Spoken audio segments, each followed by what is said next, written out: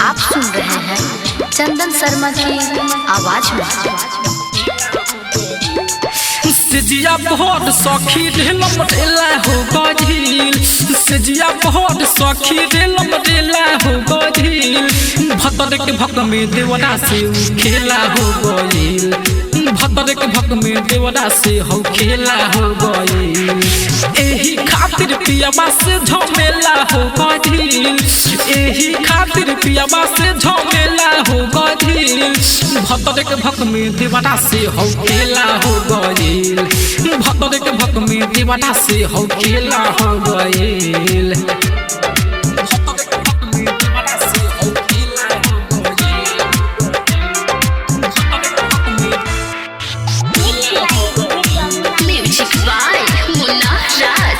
कितना बताई सखी लागता सदम, भतरा से ज्यादा बेउधा भइल बेटा हम।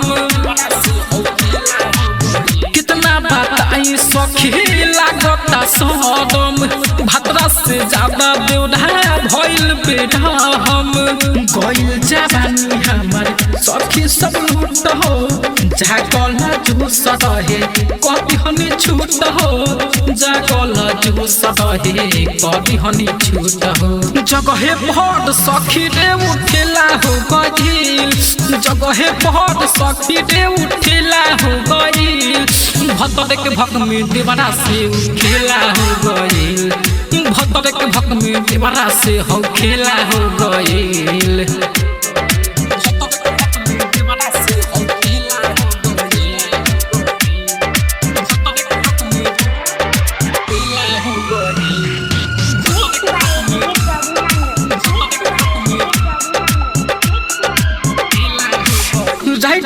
चंद्र मोहन भावे निधती, करता दर्द काम करे न हरदी। चंद्र मोहन भावे निधती, करता दर्द काम करे न हरदी।